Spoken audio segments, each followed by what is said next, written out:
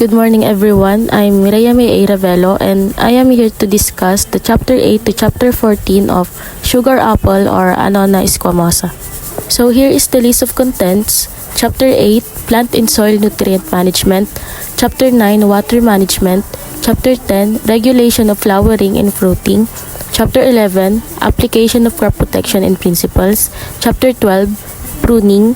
Chapter 13, Harvesting and Handling of Crops. And Chapter 14, Primary Processing of Crops. Chapter 8, Plant and Soil Nutrient Management. Subtopics: Managing the nutritional requirements of crops, determining soil fertility status, soil analysis, plant tissue analysis, crop nutrient removal, method of applying fertilizer, and common visual deficiency symptoms. So managing the nutritional requirements of crops, we have two nutrients which is macro and micronutrients. Sa macro, meron ditong nitrogen, potassium, and phosphorus. Sa micro naman, iron, zinc, manganese, copper, boron, and molybdenum. So next naman dito is nutrient deficiency symptoms that occur in Atis. So meron dito is yung nitrogen. Ang cause naman nito is insufficient nitrogen available to the tree. So sa left side, as you can see in the picture, it shows mild symptoms showing the pale green leaves. Sa right picture naman is severe symptom where the oldest leaves turn bright yellow and fall prematurely. Next naman is yung potassium. Ang cause naman nito is insufficient potassium available to the tree, generally caused by an imbalance of potassium, calcium, and magnesium in the soil. More common in light soils where heavy leaching occurs and in trees with heavy crop loads. So, identification nito is yellowing begins at the margin of the leaf and spreads towards the veins. Small black spots develop within affected areas, as you can see in the picture naman. So, how do we prevent this? Do annual leaf and soil analysis to monitor nutrient levels. Also, apply appropriate amounts of potassium fertilizer throughout the growing season. So next is yung iron. Ang cause naman nito is insufficient iron available to the tree, generally caused by poor root health or overliming. So, identification niya is causes an overall yellowing or whitening of leaves with the veins remaining green. How do we prevent it? Do annual leaf and soil analysis to monitor nutrient levels. To avoid overliming, calculate lime or dolomite rates carefully in accordance with soil analysis results. Mulch trees to improve root health. So next is yung boron. Ang cause naman nito is high uptake of boron from the soil, generally caused by applying in boron unevenly or at high rates. So, identification niya is yung leaves near growing point yellowed, growth bud appear white or brownish dead tissue. So, prevention, do annual leaf and soil analysis to monitor boron levels. Take particular care to apply boron at the correct rates. Zinc, cause niya is generally caused by high soil pH or high levels of soil phosphorus. So, yung affected leaves are yellow-green with green veins, smaller than usual at narrow and slightly distorted. So, prevention, do annual leaf and soil analysis to monitor nutrient levels. Apply zinc to the ground under the trees annually according to leaf and soil analysis results. So, manganese naman is occurs in soils with high manganese levels when pH falls below 5.5 or 1:5 water test. So, identification, affected leaves have an irregular yellow or whitish margin. Prevention, do annual leaf and soil analysis to monitor nutrient levels. In high manganese soils, maintain soil pH at 6.5 or above. How do we determine the soil fertility status? By determining the soil fertility status of Atis or sugar apple, it can be done through soil testing. Soil testing provides valuable information about the nutrient content and pH level of the soil, allowing you to assess its fertility and make informed decisions regarding fertilization. So sa soil analysis naman, sugar apple can tolerate many soil types, including sand and limestone, as long as the soil is well drained. Prefers a slightly acidic pH between 5.5 and 6.5. Sa plant tissue analysis of Atis, plant tissue analysis involves assessing the levels of calcium and potassium in the plant tissue using a handheld X-ray fluorescence or XRF spectrometer. This analysis helps identify nutrient deficiencies or imbalances and study nutrient distribution and uptake in plants. Crop nutrient removal. The crop nutrient removal of Atis or sugar apple may vary depending on various factors such as soil conditions, crop yield, and nutrient management practices. So sa method of applying fertilizer naman, fertilizers can be applied to sugar apple using different methods based on specific circumstances and available resources. So meron tayo ditong broadcasting, banding, foliar application, drenching, at saka trunk injection. So una dito is yung broadcasting. Broadcasting is done by spreading fertilizers uniformly all over the field. It is suitable for crops with dense stand. The plant roots permeate the whole volume of the soil. Large doses of fertilizer are applied and insoluble phosphatic fertilizers such as rock phosphate are used. Next is yung banding. Banding method is the application of fertilizer in a narrow row at seeding depth or slightly deeper. Banding can be done weeks or months prior to seeding or during seeding depending on equipment. So next is yung drenching method. Soil drenches are usually used to apply water-soluble chemicals which flood roots and are uptaken systemically to all parts of the plant. It can be useful in combating insects, fungi, and certain diseases, as well as delivering nutrients right to the roots. So foliar application, it is the application of a small amount of fertilizer or mineral through direct spraying onto the leaves. So lastly is the trunk injection. Injection fertilizing means that liquid fertilizer is injected into the soil near the plant roots. This provides many agronomical advantages. However, currently available mechanical injection fertilizing techniques in the field have some disadvantages, such as very heavy wear or on individual components. So chapter 9 naman, water management. Subtopics, determining the irrigation requirements and method of irrigation. So sa determining the irrigation requirements, proper irrigation is vital for the healthy growth and fruit production of sugar apple trees. Regular watering, balanced soil moisture, supplemental irrigation during dry periods, mulching, and efficient methods like drip irrigation are crucial for their overall health and productivity. Method of irrigation naman, there are various methods of irrigation that can be used for sugar apple trees, depending on factors such as available water resources, soil type, and local conditions. Some common include sprinkler irrigation, drip irrigation, flood irrigation, and subsurface irrigation. Sprinkler irrigation is a method of applying irrigation water which is similar to natural rainfall.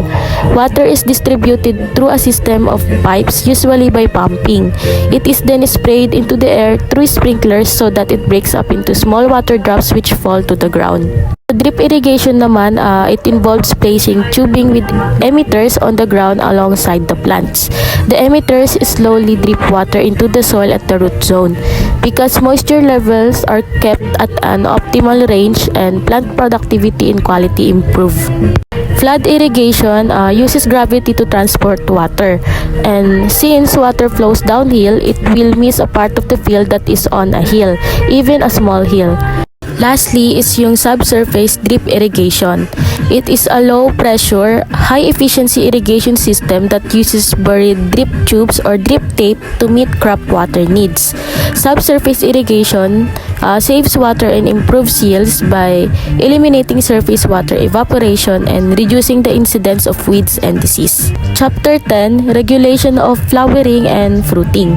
Subtopics, Juvenility, Flowering Induction, Chemical Method of Flowering Induction, Pollination, Fruit Set and Retention, or Approach to Increase Fruit Size. The juvenility of Atis or sugar apple is the phase when the tree cannot produce flowers and fruits. Its duration varies based on factors like cultivar, growing conditions, and cultural practices.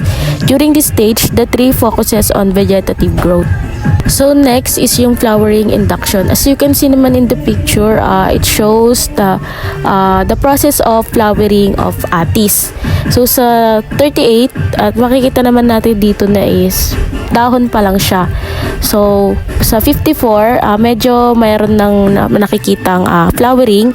And then, sa 65, dito na yung medyo matured na siya. And then, makikita na natin sa 71, ito na yung fully matured ng flowering induction ng Atis. Chemical method of flowering induction. The chemical method of inducing flowering in Atis or sugar apple trees involves using etrel, a plant growth regulator containing etepon. Etrel releases ethylene, a natural plant hormone, when applied to the trees. This promotes flower initiation and leads to earlier and more uniform flowering. Etrel is typically sprayed during the dormant period or at the beginning of the growing season, with application rates and timing varying based on factors like cultivar and climate. So sa pollination naman, yung Atis trees have the ability to self-pollinate as they possess both male and female reproductive parts within a single flower.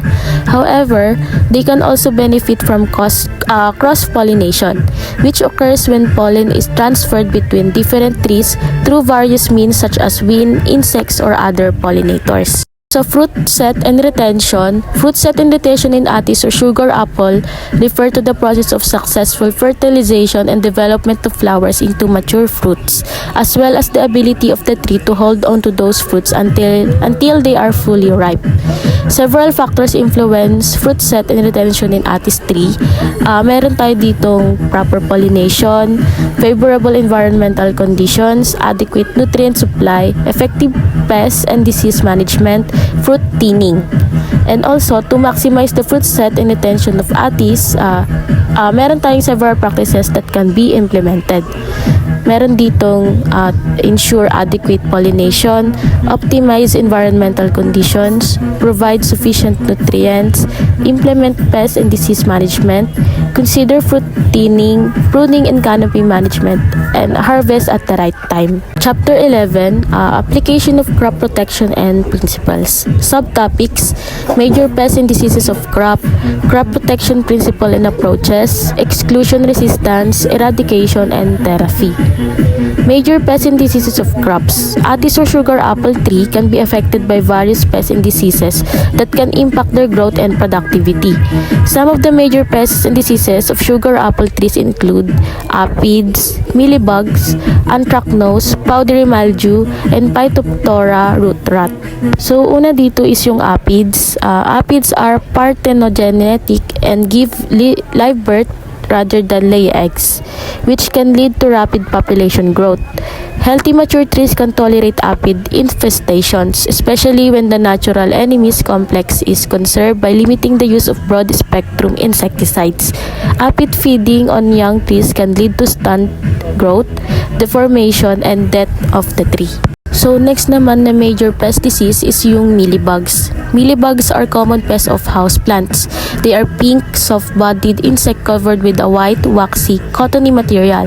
The white fluff helps protect them from excessive heat and moisture loss.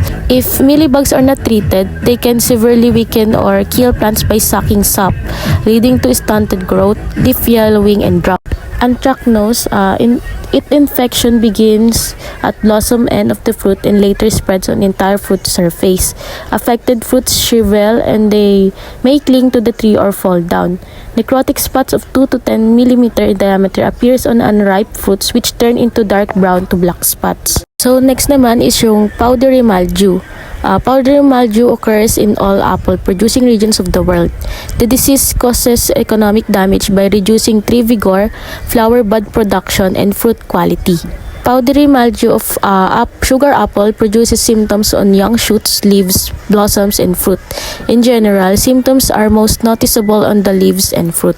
So yung last na major pest and disease of Atis or sugar apple tree is Phytophthora root rots. Phytophthora can damage the rootstock just below the soil surface or crown rot, and it causes necrosis and death of fine roots or root rot. Crop protection principles and approaches. To protect Atis tree from pests and diseases, several crop protection principles and approaches can be employed. Meron dito is yung Integrated Pest Management or IPM. Next, cultural practices, biological control, resistant varieties, proper irrigation and nutrient management, monitoring and early detection, at chemical control. Chapter 12, Pruning. Subtopics, methods and objectives of pruning, other forms of pruning, and guidelines on proper pruning. So sa methods and objectives of pruning naman, it is essential for sugar apple trees to maintain their health, shape, and productivity. The objectives of pruning are to develop a strong structure, improve air circulation, and light penetration. It also enhance fruit production and control the tree size. Pruning methods for sugar apple trees include formative pruning during the early years, thinning to reduce density, heading back to stimulate new growth, and removing disease or damaged wood. So here is an image of different tools na ginagamit sa pagpupruning. Meron ditong hand pruners, shears, at saka saws. Also, we have other forms of pruning. In addition to general pruning, there are other specific forms of pruning that can be applied to Atis tree. Meron tayo ditong canopy lifting, espalier pruning, topping, crown reduction, head cuts, at deadwood pruning. Sinasagawa ang canopy lifting by removing the lower branches of a tree so that the crown appears higher and more compact. It can also be referred to as crown lifting. Espalier pruning, it is the horticultural and ancient agricultural practice of controlling woody plant growth for the production of fruit by pruning and tying branches to a frame. Topping pruning is the drastic removal or cutting back of large branches in mature trees. The tree is sheared like a hedge and the main branches are cut to stubs. Topping is often referred to as heading, stubbing, or dehorning. Sa crown reduction naman, this process involves reducing the size of a tree's overall canopy. This is achieved by shortening the branches evenly throughout the crown. Head cuts pruning naman is a type of pruning cut that prunes a shoot no more than 2 years old back to a bud, cutting through an older stem back to a lateral branches less than 1/3 the diameter of the cut stem, or cutting a stem to an indiscriminate length. So last naman na method of pruning is yung deadwood pruning. It is the practice of removing dead branches from the tree. It's a crucial part of tree maintenance that cuts away loose or dying branches, which are the most likely to be knocked loose during a storm. Chapter 13, Harvesting and Handling of Crops. Subtopics, maturity indices, time of harvesting, harvesting methods, harvesting materials, and proper handling. Sa maturity indices, the maturity indices of Atis are important indicators to determine the optimal time for harvesting the fruits. So dito mo malalaman when to harvest the fruit by determining the fruit size and color, skin texture, aroma, fruit firmness, and seed color. So dito pinapakita yung maturity ng Atis or sugar apple. So next naman is yung time of harvesting. The time of harvesting of Atis or sugar apple can vary depending on several factors: specific cultivar, growing conditions, and desired ripeness level. Sa harvesting method naman, we have hand harvesting, twisting or snapping, use of harvesting tools, at saka fruit bagging. Sa harvesting materials, we have harvesting bag or basket, picking pole, pruning shears or scissors, fruit bags or netting gloves. So dito pinapakita yung mga kailangan sa pag-harvest ng sugar apple. Meron tayo ditong yung harvesting bag or basket, pruning shear or scissors, at saka picking hole. Sa proper handling naman, it is crucial to maintain their quality and maximize shelf life. So we have gentle handling, harvest at the right stage, harvesting tools, sorting and grading, proper storage, at saka packaging, transportation, and post-harvest handling. So sa chapter 14, primary processing of crops. Subtopics, primary processing and its importance, primary processing techniques and practice. Proper processing of Atis or sugar apple fruits adds value, extends shelf life, and improves marketability. It allows for a wider range of products, ensures product consistency, and enhances consumer satisfaction by cleaning and washing, sorting and grading, packaging, cooling, value-added processing, quality control, and marketing and distribution. So that's the end of my report. Thank you po for listening.